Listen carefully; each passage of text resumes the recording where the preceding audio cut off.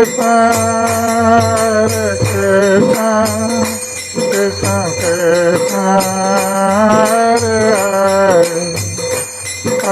Rama,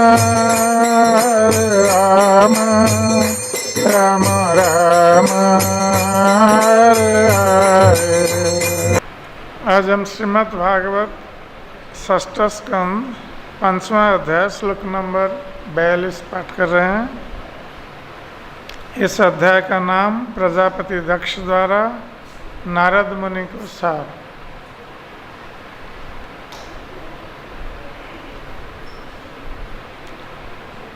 यन्नस्तं कर्म संधानं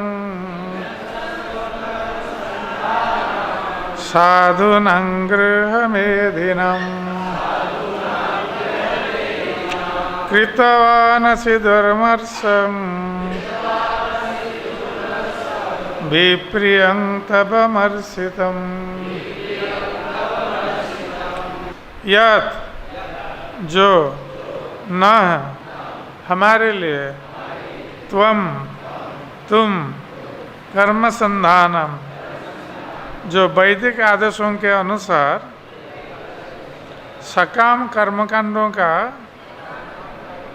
दृढ़ता से पालन करता है,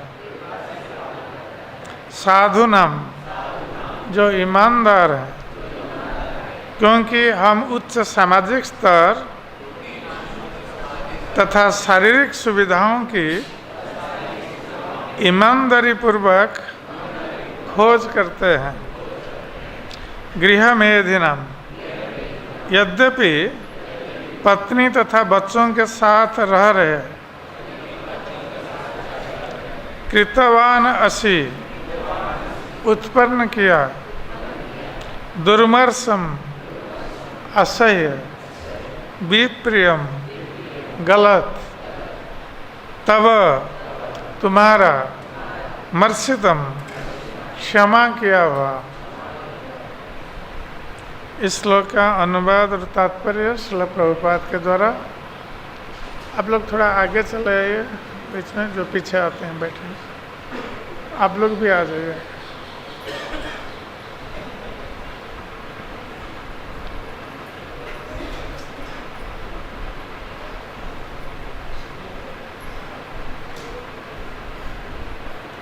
अनुवाद। यद्यपि मैं अपनी पत्नी तथा बच्चों के साथ गृहस्थ जीवन में रहता हूँ, ये प्रजापति दक्ष कह रहे हैं नारद मुनि से। यद्यपि मैं अपनी पत्नी तथा बच्चों के साथ गृहस्थ जीवन में रहता हूँ, किंतु मैं पाप फलों से रहित जीवन का आनंद भोगने के लिए सकाम कर्म में लगकर वैदिक आदेशों का ईमानदारी के साथ पालन करता हूँ। मैंने सभी प्रकार के यज्ञ संपन्न किए हैं, जिनमें देवयज्ञ, ऋषि यज्ञ, पितृयज्ञ तथा नृयज्ञ सम्मिलित हैं। चूँकि ये यज्ञ व्रत कहलाते हैं, इसलिए मैं गृहव्रत कहलाता हूँ। दुर्भाग्यवश तुमने मेरे पुत्रों को अकारण ही वैराग्य के मार्ग में गुमराह करके मुझे अत्यधिक दुख पहुंचाया है। इसे एक बार तो सहन किया जा सकता है, किंतु दूसरी बार नहीं। दक्ष यही कहना चाहते हैं। तात्पर्य, प्रजापति दक्ष यह सिद्ध करना चाहते थे कि वे अत्यंत सहिष्णु बने रहे, क्योंकि उन्होंने नारद मुनि से तब कुछ नहीं कहा जब उन्होंने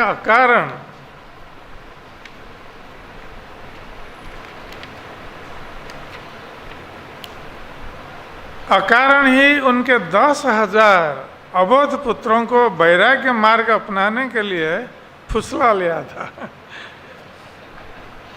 कभी कभी गृहस्थों को गृहमेधी होने का दोषी ठहराया जाता है,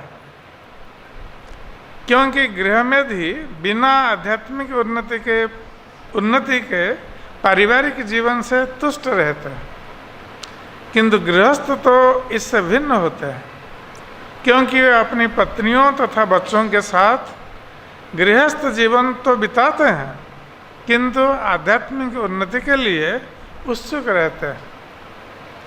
यह सिद्ध करना चाहते हुए कि वे नारद मुनि के प्रति उदार रहे हैं, प्रजापति दक्ष ने बलपूर्वक कहा कि जब नारद ने उनके पहले वाले पुत्रों को गुमराह किया तो उन्होंने कोई कार्रवाई नहीं की थी। वे दयालु तथा सहिष्णु बने रहे, किंतु वे दुखी थे क्योंकि नारद मुनि ने दोबारा उनके पुत्रों को गुमराह किया। इसलिए वे यह सिद्ध करना चाहते थे कि यद्यपि नारद साधु का सा वेश बनाए रहते हैं, किंतु वास्तव में वे साधु नहीं हैं, बल्कि गृहस्थ होते हुए भी वे स्वयं नारद मुनि से बड़े साधु हैं।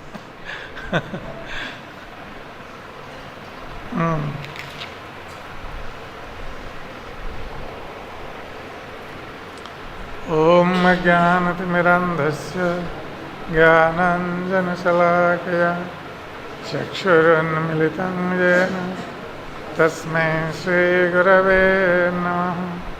श्रीचैतन्यमनोभीष्टं स्थापितं येन भूतले स्वयं रूपकदा मह्यं ददाति स्वपदान्तिकं। वन्देऽहं श्रीगुरो श्रीयुतपदकमलं श्रीगुरुन् वैष्णवंश श्रीरूपं शक्रजातं स्वगणरघुनाथ नितं तं सजीवं साद्वैतं सावधूतं परिजनसहितं कृष्णचैतन्यदेवं श्रीराधाकृष्णपादान् स्वगणललिता श्रीविशाखान्वितं स। हे कृष्ण करुणा सिंधु दीनबंधो जगत्पते गोपेश गोपिका कांत राधाकांत नमस्तुते। तप्त कंचन गौरांगी राधे वृंदावनेश्वरी विश्वानुसुते देवी प्रणमामि हरिप्रिये। वंशाकल्पतरुभ्यश्च कृपा सिन्धुभ्येव च पतितानां पावनेभ्यो वैष्णवेभ्यो नमो नमः। नमो महावदन्नाय कृष्णप्रेमप्रदायते कृष्णाय कृष्णचैतन्य नाम्ने गौरतिसे नमः। जय श्री कृष्ण चैतन्य प्रभु नित्यानंद श्री अद्वैत गदाधर श्रीवासादि गौरभक्तवृंद। हरे कृष्ण कृष्ण कृष्ण हरे हरे, हरे राम राम राम हरे हरे। हरे कृष्ण कृष्ण कृष्ण हरे हरे, हरे राम राम राम हरे हरे। हरे कृष्ण कृष्ण कृष्ण हरे हरे, हरे राम राम राम हरे हरे।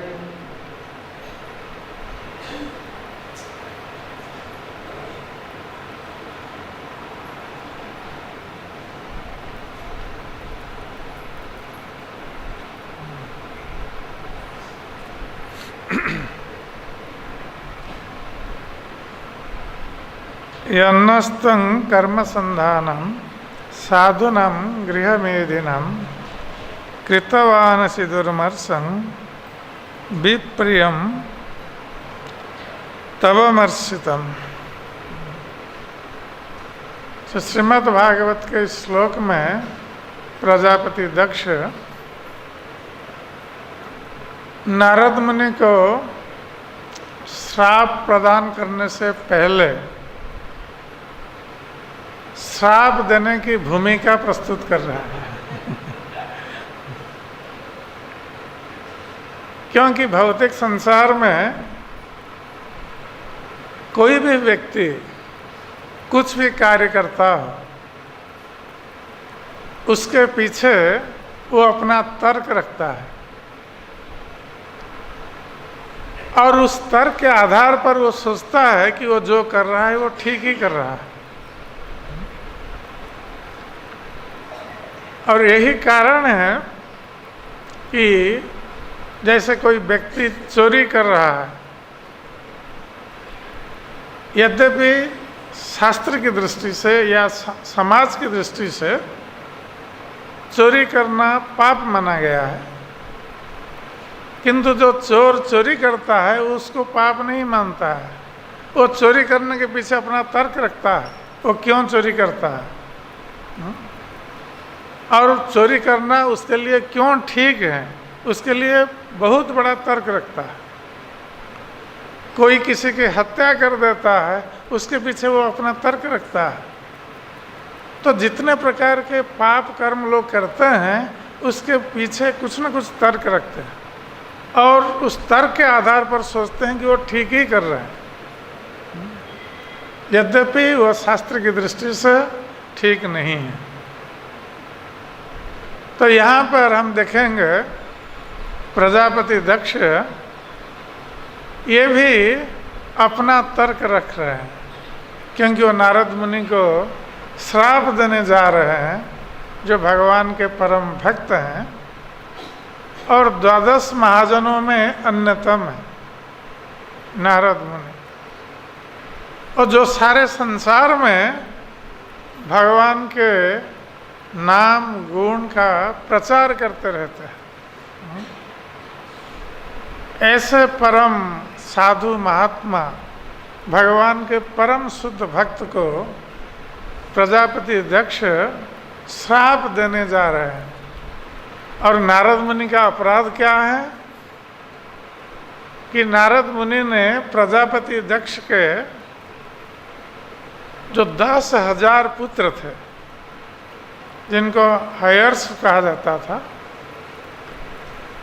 तो ये इन लोग को उन्होंने मुक्ति का मार्ग या भगवान को प्राप्त करने का मार्ग प्रदर्शित किया था। संसार से उनके मन में वैराग्य उत्पन्न कर दिया था, जिससे ये लोग संसार को त्याग करके भगवान के उस परम पद को प्राप्त हो सके। और केवल इतना नहीं, दूसरी बार भी प्रजापति दक्ष के 1000 पुत्रों को नारद मुनि ने उनमें भी वैराग्य उत्पन्न कर दिया था और उनको भी भगवान के चरण कमल की प्राप्ति के मार्ग में प्रेरित किया था। तो यद्यपि नारद मुनि परम महान कार्य कर रहे थे, क्योंकि भौतिक संसार में लोग माया के वशीभूत होकर इस संसार बंधन में बंध जाते हैं और जन्म जन्मांतर भौतिक संसार का कष्ट दुख भोग करते रहते हैं। यद्यपि बद्ध जीव सुख की कामना करता है, फिर भी इस भौतिक संसार ये सुखालय नहीं है, ये दुख का घर है, दुखालय। तो दुख के घर में बैठकर कोई सुख की कल्पना करेगा तो ये संभव नहीं है कि दुख के घर में बैठकर हम सुख की कल्पना करेंगे तो ये सुख कैसे हम प्राप्त कर सकते हैं, ये संभव नहीं है। जो भी व्यक्ति इस भौतिक संसार में दुखालय में आता है उसको यहाँ दुख भोग करना अवश्यंभावी है, उसको अवश्य ही दुख भोग करना पड़ेगा, चाहे वो कितना भी प्रयास करे सुख भोग करने के लिए। भौतिक संसार में जो कुछ भी सुख प्राप्त होता है मायिक सुख कहा गया है। वस्तुतः सुख नहीं है, ये माया सुख है, वो भी थोड़े समय के लिए। और उस माया सुख के पीछे अनंत दुख व्यक्ति को भोग करना पड़ता है। ये भौतिक संसार है। इसलिए जो लोग इस भौतिक संसार में आते हैं और भौतिक कष्ट या दुख भोग करते हैं,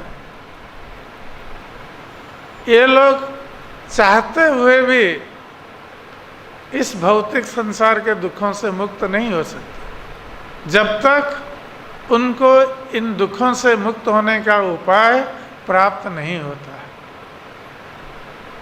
और वो उपाय वही दे सकते हैं जो साधु महात्मा भगवान के परम भक्त होते हैं,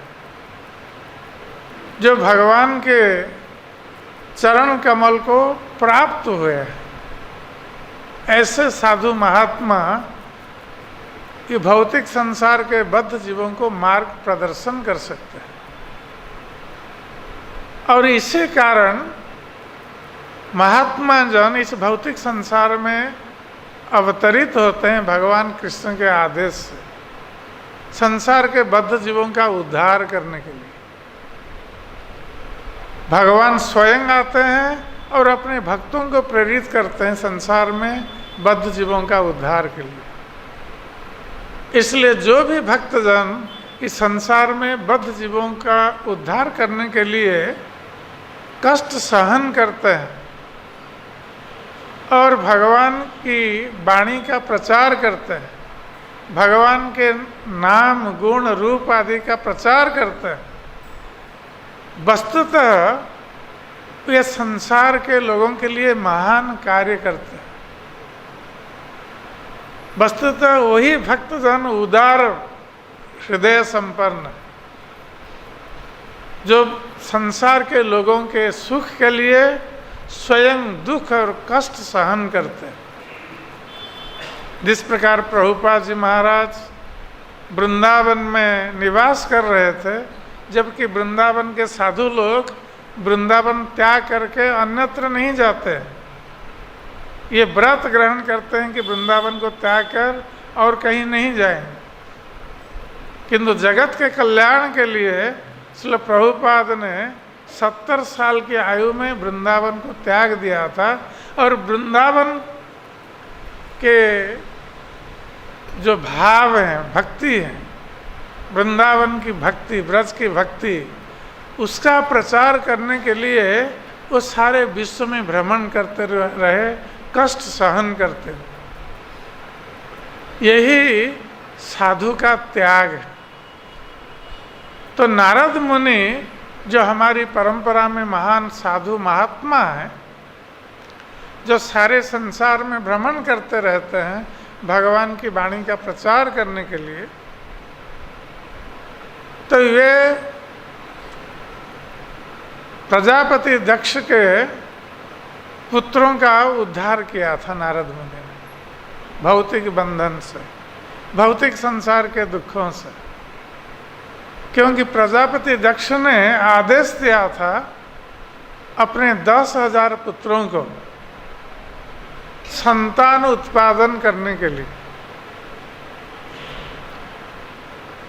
क्योंकि उनका यही कार्य था कि संसार में अधिक से अधिक लोगों जीवों को भरना चाहते थे। क्योंकि ब्रह्मा ने जब सृष्टि की तो इस संसार को जीवों से भरने के लिए ब्रह्मा जी ने भी प्रयत्न किया था। और ब्रह्मा जी तो पहले अपने मन से पुत्रों की सृष्टि कर रहे थे, जैसे चतुकुमार हैं, नारद मुनि हैं, ये ब्रह्मा जी के मानस पुत्र हैं, मन से उत्पन्न हुए। और ब्रह्मा जी ने चतुकुमारों को भी आदेश दिया था संतान उत्पादन करके पृथ्वी को भरने के लिए, संसार को भरने के लिए।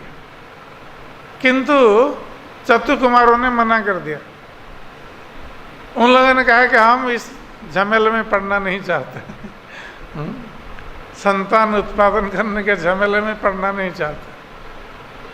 तो ब्रह्मा जी क्रोधित हो गए, क्योंकि पुत्र उनके आदेश तो नहीं मान रहे थे। क्योंकि ब्रह्मा जी बहुत बड़े महान व्यक्तित्व थे, इसलिए अपने क्रोध को उन्होंने रोक लिया, प्रकाश नहीं किया या चतुकुमारों को श्राप नहीं दिया। तो ब्रह्मा जी का भी वही आदेश प्रजापति दक्ष भी पालन कर रहे थे। तो जबकि ये प्रजापति दक्ष का दूसरा जन्म है, पहले जन्म में उन्होंने अपराध किया था शिव जी के चरणों में। अब दूसरी बार प्रजापति दक्ष जन्म ग्रहण करके ये संतान की सृष्टि कर रहे हैं।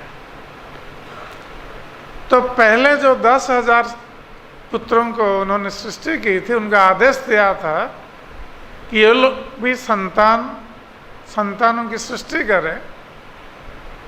तो 10,000 पुत्रों ने ये नहीं सोचा कि पिताजी ने बहुत अच्छा आदेश दे दिया, अब हम लोगों को विवाह करना चाहिए और संतान उत्पादन करना चाहिए। तो ये विवाह के लिए उपयुक्त कन्या खोजने नहीं गए थे 10,000 पुत्र। यदि आजकल कोई पिता पुत्र को आदेश दे दें तो वो कन्या खोजने लग जाएगा। किंतु ये 10,000 पुत्र जो थे, ये तपस्या करने चले गए। क्यों तपस्या करने चले गए थे?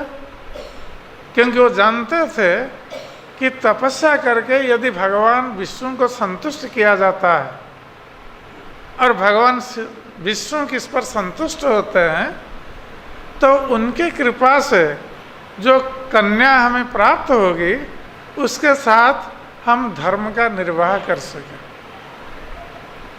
तो इसलिए उपयुक्त पति के लिए उपयुक्त कन्या की आवश्यकता है। अगर पति की मनोवृत्ति एक तरह है और पत्नी की मनोवृत्ति अलग तरह, तो दोनों में मेल नहीं होगा और दोनों में लड़ाई झगड़ा चलता रहेगा। इसलिए आवश्यक है कि दोनों मिलकर धर्म का साधन करें। ये शास्त्रों में वर्णन है, पति पत्नी दोनों मिलकर धर्म का साधन करें। और आजकल देखा जाता है, पत्नी यदि भक्ति करना चाहती है तो पति नहीं चाहता है, और पति भक्ति करना चाहता है तो पत्नी नहीं चाहती है, तो मेल नहीं है वहाँ पर, और उनमें मन मुटाव उत्पन्न हो जाता है। तो ये गए थे भगवान विष्णु की कृपा प्राप्त करने के लिए, तपस्या करके भगवान की कृपा प्राप्त करें तो उपयुक्त कन्या प्राप्त होंगे और पिताजी का आदेश पालन करेंगे। किंतु जब नारद मुनि से उनकी भेंट हुई और नारद मुनि सोच रहे थे कि ये सब जो 10,000 पुत्र हैं प्रजापति दक्ष के, ये पिता के आज्ञाकारी हैं, पिता की आज्ञा का पालन करने के लिए ये लोग तपस्या कर रहे हैं भगवान विष्णु को संतुष्ट करने के लिए। और भगवान विष्णु को संतुष्ट करके ये लोग क्या मांगना चाहते हैं? भगवान विष्णु से एक उपयुक्त कन्या मांगना चाहते हैं, जबकि भगवान विष्णु इससे अधिक इनको अपने चरण कमल प्रदान कर सकते हैं, किंतु इन लोगों को ये ज्ञान नहीं है। इसलिए ये लोग भगवान विष्णु को तो संतुष्ट करना चाहते हैं, किंतु कोई भौतिक लाभ के लिए, भौतिक उद्देश्य के लिए। तो नारद मुनि की दया आई उन पर कि ये लोग जो कठोर तपस्या व्रत आचरण कर रहे हैं, इससे उनको श्रेष्ठ लाभ मिलना चाहिए, आध्यात्मिक लाभ मिलना चाहिए। ये जो भौतिक लाभ ये अति तुच्छ है, कोई कन्या प्राप्त करना, इससे कोई जन्म मृत्यु के चक्र से मुक्त नहीं हो सकता, संसार के कष्ट से मुक्त नहीं हो सकता। किंतु यदि कोई भगवान के चरण कमल को प्राप्त कर ले तो उसका जीवन धन्य हो गया, सार्थक हो गया, वो सदा के लिए भौतिक संसार के दुखों से मुक्त हो जाएगा। इस प्रकार सोचकर, क्योंकि नारद मुनि का उन पर दया आई, इसलिए उन्होंने उपदेश दिया, ज्ञान का उपदेश दिया कि ये संसार क्या है, जीवन का लक्ष्य क्या है, और ये लोग जो तपस्या कर रहे हैं ये तुच्छ भौतिक लाभ के लिए कर रहे हैं, उनको भगवान के चरण कमल की प्राप्ति के लिए तपस्या करनी चाहिए। और नारद मुनि जबकि भगवान के परम शुद्ध भक्त हैं, तो जब उन्होंने उपदेश दिया ये 10,000 दक्ष के पुत्रों को, तो नारद मुनि का उपदेश इन पुत्रों के 10,000 पुत्रों के हृदय में उपदेश बैठ गए। उन लोगों ने ग्रहण किया नारद मुनि के उपदेश को। इसलिए उन लोगों ने तपस्या का जो उद्देश्य था उसको बदल दिया और भगवान के चरण कमल की प्राप्ति के लिए वो लोग तपस्या करने लगे और वो लोग मुक्त हो गए, भगवान के चरण कमल को प्राप्त हो। और प्रजापति दक्ष ने जब सुना, उसको बहुत दुख हुआ कि नारद मुनि ने एक दो नहीं, सारे के सारे 10,000 पुत्रों को बैरागी बना दिया, संसार से बैराग्य उत्पन्न करा दिया उनमें। तो प्रजापति दक्ष का उद्देश्य पूर्ण नहीं हुआ।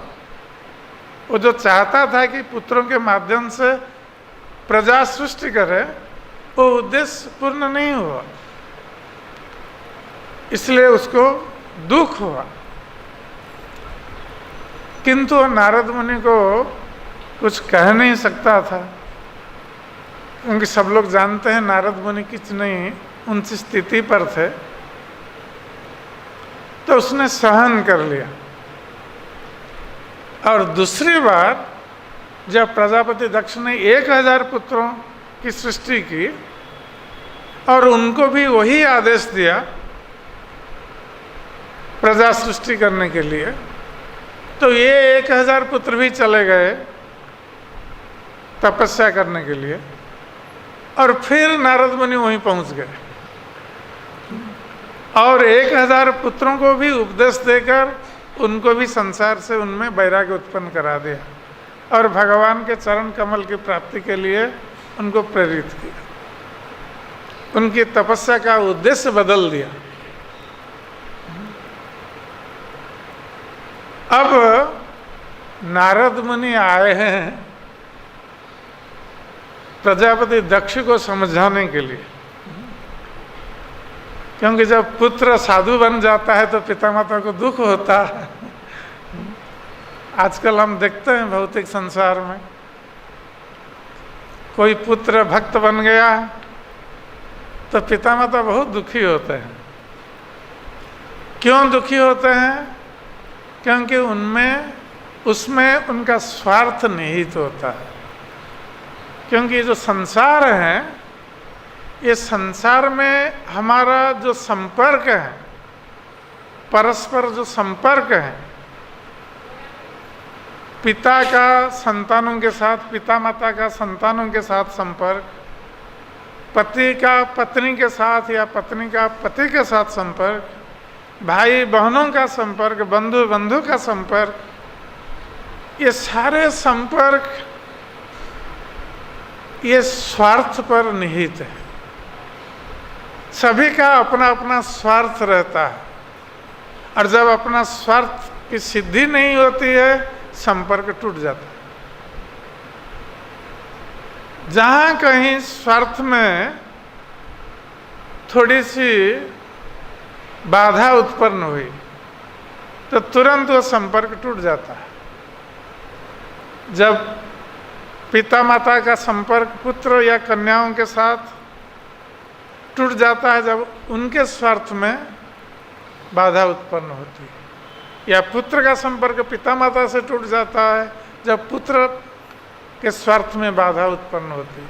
पति पत्नी का भी वही है, भाई बहन बंधु बांधव, उनमें जो संपर्क सब स्वार्थ पर आधारित है। और ये स्वार्थ क्या है?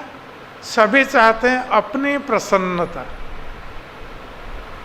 ये नहीं चाहते हैं कि पिता माता नहीं चाहेंगे कि हमारा पुत्र या कन्या कैसे प्रसन्न हो, उनका जीवन कैसे सार्थक हो, धन्य हो। वे चाहेंगे हम जैसा चाहते हैं हमारे पुत्र कन्या ऐसा ही करें, उसी में हमारी प्रसन्नता है। और जब वो नहीं होता है तो ये लोग दुखी होते हैं। यदि वस्तुतः इसलिए कहा गया है कि भौतिक संसार में वास्तविक प्रेम नहीं है, और जिसको प्रेम कहा जाता है वो प्रेम नहीं है, काम है। क्योंकि काम आत्मेंद्रिय प्रीतिवंश है। जब अपनी इंद्रियों की प्रीति के लिए कामना होती है तो वो काम होता है, वो प्रेम नहीं है। कृष्णेन्द्रिय प्रीतिवंशा धरे प्रेमना। जब भगवान कृष्ण की इंद्रिय प्रीति के लिए हम कार्य करते हैं वो वस्तुतः प्रेम है। तो पिता माता चाहते हैं कि हमारा पुत्र शिक्षा लाभ करे, उसके बाद बड़ी नौकरी करें, अधिक से अधिक अर्थ उपार्जन करें, हमें अर्थ प्रदान करें, हमारी देखभाल करें, इसी में हमारी प्रसन्नता है। और पुत्र जब ऐसा नहीं करता है तो पिता माता दुखी होना स्वाभाविक है। तो यहाँ पर हम देखेंगे कि प्रजापति दक्ष जिस प्रकार साधारण पिता माता होते हैं वो भी उसी प्रकार आचरण कर रहे हैं, दुखी हो रहे हैं। उनको ये सुख नहीं है इस बात को सुनकर कि उनके सारे के सारे पुत्र भगवान के भक्त बन गए और संसार से मुक्त हो गए, जबकि वस्तुतः पिता माताओं को प्रसन्न होना चाहिए। जो वास्तविक पिता माता हैं, जिनका अपने पुत्र के प्रति वास्तविक प्रेम है, वे चाहेंगे चाहे पुत्र हमारे साथ रहे या ना रहे। यदि वो भगवान को प्राप्त हो जाता है तो वो प्रसन्न होते हैं, क्योंकि पुत्र जब भगवान को प्राप्त हो जाता है तो पिता माता भी लाभान्वित होते हैं। इसलिए शास्त्रों में बताया गया है कि किसी के घर से कोई भगवान का भक्त बन जाता है, वैष्णव बन जाता है, साधु बन जाता है, तो कुलं पवित्र जननी कृतार्थ वसुंधरा वा वसतिश्च धन्य नृत्यन्ति स्वर्गे पितरोऽपि तेषां येषां कुले वैष्णव नामधे। जिसके वंश में, जिसके कुल में कोई वैष्णव जन्म ग्रहण करता है, वैष्णव अर्थात भगवान का भक्त, तो वो कुल या वो वंश पवित्र हो जाता है। कुलं पवित्र, जननी कृतार्थ, और माता ऐसे कृष्ण भक्त पुत्र को जन्म देने के कारण माता का जन्म देना सार्थक हो जाता है। गांधारी ने भी 100 पुत्रों को जन्म दिया था, किंतु ये सब कुलांगार निकले। गांधारी का 100 पुत्रों को जन्म देना सार्थक नहीं हुआ, किंतु माता कुंती का पुत्रों को जन्म देना, जो कृष्ण के भक्त थे, वो सार्थक था। तो इसलिए माता पिता व माता का जन्म देना सार्थक हो जाता है जब पुत्र भगवान का भक्त बन जाता है। इसलिए माता पिता को प्रसन्न होना चाहिए इस बात से, क्योंकि कुलं पवित्र जननी कृतार्थ वसुंधरा वा वसतिश्च धन्य नृत्यन्ति स्वर्गे पितरोऽपि तेषां।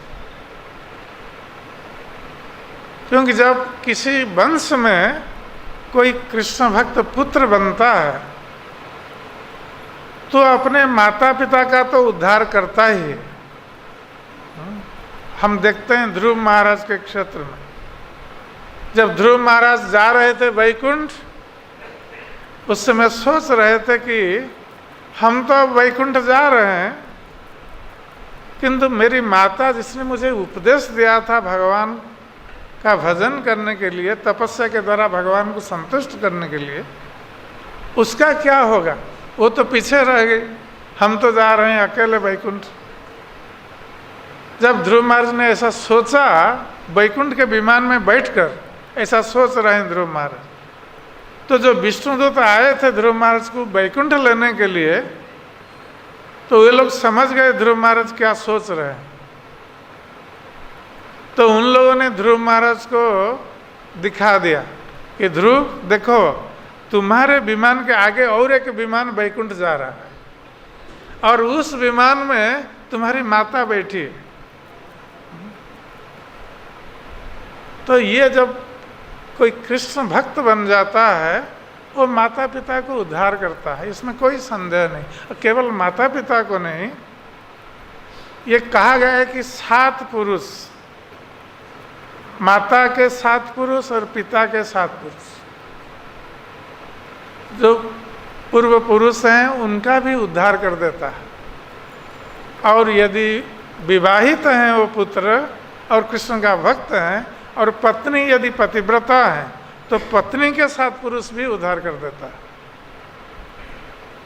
इस प्रकार 21 पुरुष उद्धार हो जाता है एक व्यक्ति के कृष्ण की भक्ति आचरण करने से।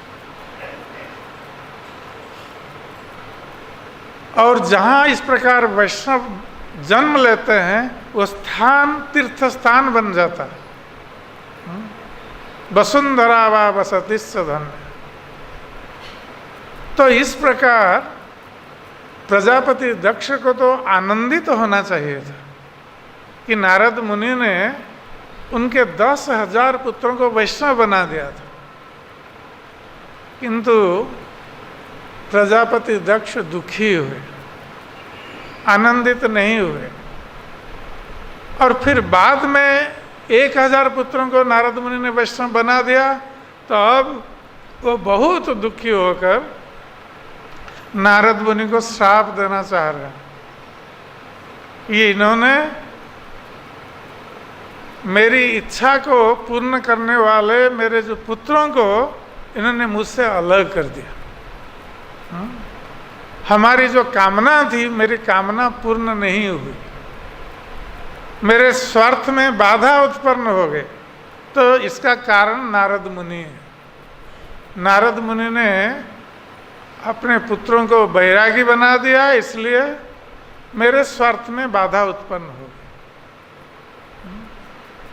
तो नारद मुनि पर क्रोध प्रकट कर रहे हैं अब, किंतु इस श्लोक में श्राप देने से पहले कह रहे हैं कि एक बार तो मैंने सहन कर लिया आपका ये कार्य, आपने मेरे 1, 2 नहीं 10,000 पुत्रों को साधु बना दिया।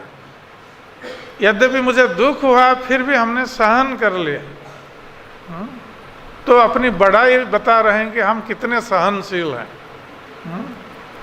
और नारद मुनि को कह रहे हैं कि आप साधु हैं, साधु के वेश में हैं, और साधु का स्वभाव है कि वो दूसरों पर दया करे, और आप साधु बनकर, मैं एक पिता हूँ, मेरे पर आपकी दया नहीं, मुझे आप कष्ट दे रहे हैं, मेरे पुत्रों को बैरागी बनाकर मुझे कष्ट दे रहे हैं। जैसे आजकल किसी के परिवार में कोई कृष्ण का भक्त बन जाता है तो पिता माता मीडिया के सामने ऐसा बोलते हैं। ये दक्ष प्रजापति जैसा बोल रहे हैं वो भी आजकल लोग बोलते हैं, क्योंकि उनको समझ में नहीं आता है कि पुत्र साधु बनने पर कितना लाभ होता है सारा परिवार को। तो इसलिए प्रजापति दक्ष कह रहे मैं बहुत सहनशील रहा, पहली बार तो मैंने कुछ नहीं कहा आपसे, किंतु दूसरी बार आपने वही काम किया, तो ये आपका साधु स्वभाव नहीं है। आपने मुझे कष्ट पहुंचाया है, दुख पहुंचाया है। तो एक बार आपने दुख पहुंचाया था, एक बार हमने क्षमा कर दी, किंतु दूसरी बार हम क्षमा नहीं कर सकते। इसका अर्थ अब श्राप देने जा रहे हैं। तो इसमें दक्ष प्रजापति और भी एक बात बोल रहे हैं, कह रहे हैं कि हम तो कोई पाप कर्म नहीं कर रहे हैं, कर्म संधान, वेदों में जिस प्रकार कर्म करने के लिए वर्णन है, हम उसी प्रकार कर्म ही कर रहे हैं। वेदों के आधार पर यज्ञ आदि कर रहे हैं, गृहस्थ का जो धर्म है पालन कर रहे हैं। हम पाप मार्ग में जाकर कोई कर्म नहीं कर रहे हैं। और इस मार्ग पर हम जा रहे हैं, यद्यपि हम पत्नी और बाल बच्चों के साथ हैं, किंतु वस्तुतः हम गृहमेधी नहीं हैं। जैसे गृहमेधी लोग केवल जीवन का लक्ष्य पत्नी और पुत्र कन्याओं के साथ रहना, अर्थ उपार्जन करना और आनंद भोग करना, यही उनका उद्देश्य होता है, इसलिए उनको गृहमेधी कहा जाता है। किंतु जो गृहस्थ होते हैं ये लोग अपने जीवन के लक्ष्य को समझते हैं। पत्नी और बाल बच्चों के साथ होते हुए भी ये अपने जीवन के लक्ष्य को समझते हैं, इसलिए उनको गृहस्थ कहा गया है या गृहस्थ आश्रम कहा गया। तो प्रजापति दक्ष कह रहे हैं कि यद्यपि हम पत्नी और बाल बच्चों के साथ हैं, किंतु हम गृहस्थ आश्रम का पालन कर रहे हैं, तो हमने कुछ गलती नहीं की है, किंतु बिना गलती के आप मुझे दंड दे रहे हैं, मेरे पुत्रों को बैरागी बना रहे हैं, इसलिए एक बार सहन किया, आप दूसरी बार नहीं। ये कहकर अब ये श्राप देने जा रहे हैं नारद मुनि को। जो भी हो,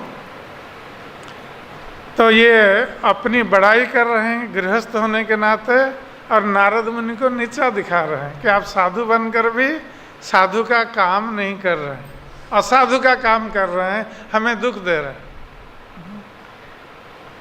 तो इस प्रकार आरोप, जो लोग भौतिक संसार में भौतिक सुख के प्रति आसक्त हैं, माया के अधीन हैं, ये लोग साधु महात्मा पर ऐसा आरोप लगाते हैं, जैसे प्रजापति दक्ष लगा रहे थे। तो इस प्रकार आरोप लगाकर जो कार्य करने जा रहे हैं उसको वो ठीक है, उसको प्रमाण करने के लिए तर्क दे रहे हैं श्राप देने से पहले। तो जो भी हो, अब नारद मुनि जो कि भगवान के नाम कीर्तन में सदा सर्वदा व्यस्त रहते हैं। नारद मुनि बजाए बिना राधिका रमण नाम, सदा सर्वदा भगवान का नाम लेते हुए, बिना वादन करते हुए सारे संसार का भ्रमण करते हैं और संसार के लोगों को भक्ति के मार्ग पर प्रेरित करते रहते हैं।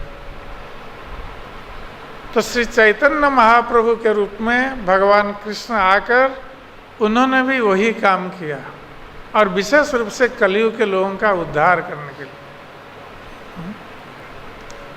तो श्री चैतन्य महाप्रभु ये कलियुग के लोगों का उद्धार के लिए उन्होंने नाम संकीर्तन प्रवर्तन किया।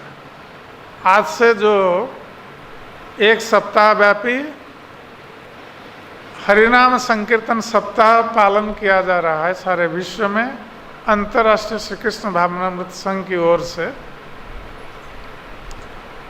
तो इसका उद्देश्य यही है कि श्री चैतन्य महाप्रभु के द्वारा प्रवर्तित जो नाम संकीर्तन है, और जिसको श्रील प्रभुपाद ने समग्र विश्व में प्रचारित किया, क्योंकि चैतन्य महाप्रभु ने भविष्यवाणी की थी, पृथ्वी ते आछे जात नगरादि ग्राम सर्वत्र प्रचार हईवे मोर नाम। तो उस भविष्यवाणी को श्रील प्रभुपाद ने सार्थक किया, सारे संसार में हरिनाम का वितरण करते हैं। तो कलियुग में ये हरिनाम ही एकमात्र भगवान को प्राप्त करने का साधन माना गया है, क्योंकि कलियुग के लोग तपस्या नहीं कर सकते या मंदिर में ठीक ढंग से भगवान की अर्चना भी नहीं कर सकते, उसमें भी बहुत सारी त्रुटियां रहती हैं। अर्चना में, यज्ञ अनुष्ठान में भी बहुत सारी त्रुटियां रहती है, इसलिए कलियुग में ये सब विफल है। एकमात्र भगवान का नाम संकीर्तन कलियुग में सफल साधन है। और विशेष रूप से हम जिस कलयुग में आए हैं, ये जो कलयुग है, ये कलयुग को धन्य कली कहा गया है, क्योंकि इस कलयुग में श्री चैतन्य महाप्रभु अवतरित हुए। चैतन्य महाप्रभु हर कलयुग में नहीं आते, या भगवान श्री कृष्ण हर द्वापर में नहीं आते हैं। जिस द्वापर में भगवान कृष्ण आविर्भूत होते हैं, उसके परवर्ती कलयुग में श्री चैतन्य महाप्रभु के रूप में भगवान कृष्ण अवतरित होते हैं। और इस कलयुग में भगवान कृष्ण श्री चैतन्य महाप्रभु के रूप में अवतरित होकर वो क्या करते हैं? हरिनाम संकीर्तन का प्रवर्तन करते हैं। हरिनाम का संकीर्तन भगवान का कोई भी अवतार दे सकता है, प्रवर्तन कर सकता है, किंतु आमा बिना अन्य नारे ब्रज प्रेम दीते। क्योंकि भगवान सोच रहे हैं कि मेरा कोई भी अवतार नाम संकीर्तन प्रवर्तन कर सकता है, किंतु नाम संकीर्तन के माध्यम से ब्रज की भक्ति, ब्रज का प्रेम प्रदान करना ये और कोई नहीं कर सकता, केवल चैतन्य महाप्रभु ही कर सकता। इसलिए चैतन्य महाप्रभु ने जो नाम संकीर्तन का प्रवर्तन किया, हरे कृष्ण कृष्ण कृष्ण हरे हरे, हरे राम राम राम हरे हरे, इस नाम संकीर्तन के माध्यम से एक विशेष वरदान प्रदान किया है। और वह विशेष वरदान है ब्रज की भक्ति या ब्रज प्रेम। चैतन्य महाप्रभु ने ब्रज प्रेम को भर दिया इस हरे कृष्ण महामंत्र में, और जो कोई भी इस हरे कृष्ण महामंत्र का उच्चारण करेगा ये ब्रज प्रेम को प्राप्त होगा। ये चैतन्य महाप्रभु का वरदान इस कलयुग के लोगों के लिए। जब चैतन्य महाप्रभु स्वयं नाम संकीर्तन करते हुए दक्षिण भारत की यात्रा कर रहे थे, जो कोई भी व्यक्ति मार्ग पर चैतन्य महाप्रभु के मुख से ये नाम संकीर्तन का श्रवण कर रहा था, वो कृष्ण प्रेम को प्राप्त हो रहा था। और वह व्यक्ति जब अपने गांव में जाता था और नाम संकीर्तन करता था, उसके मुख से गांव के लोग श्रवण करते थे, ये भी कृष्ण प्रेम को प्राप्त हो जाते थे। और उस गांव के लोग दूसरे गांव में जाते थे, उनके मुख से उस गांव के लोग नाम संकीर्तन श्रवण करते थे, कृष्ण प्रेम को प्राप्त हो जाते थे।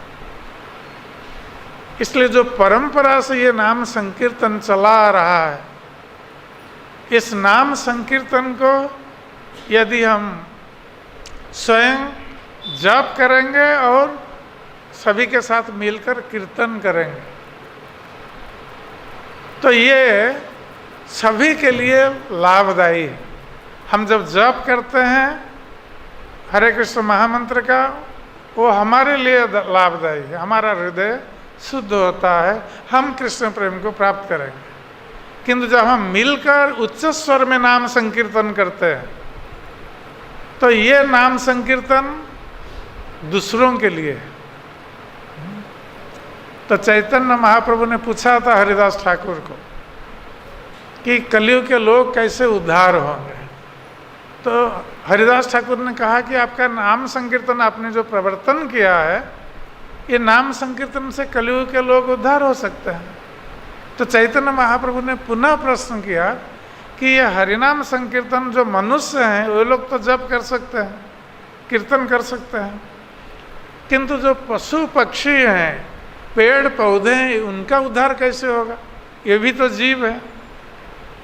तो हरिदास ठाकुर ने कहा था कि आपने जो उच्च स्वर में नाम संकीर्तन प्रवर्तन किया है, जब भक्त लोग उच्च स्वर में नाम संकीर्तन करते हुए चलते हैं, ये पेड़ पौधे पशु पक्षी भी श्रवण करते हैं नाम संकीर्तन, और उस नाम संकीर्तन से उनका भी उद्धार हो जाएगा। जय हरिनाम संकीर्तन की, जय हरिनाम सप्ताह की, जय श्रील प्रभुपाद जी महाराज की, जय श्री श्री गौर नित्यानंद प्रभु की, निताय गौर प्रेमानंदे, हरि हरि बोल।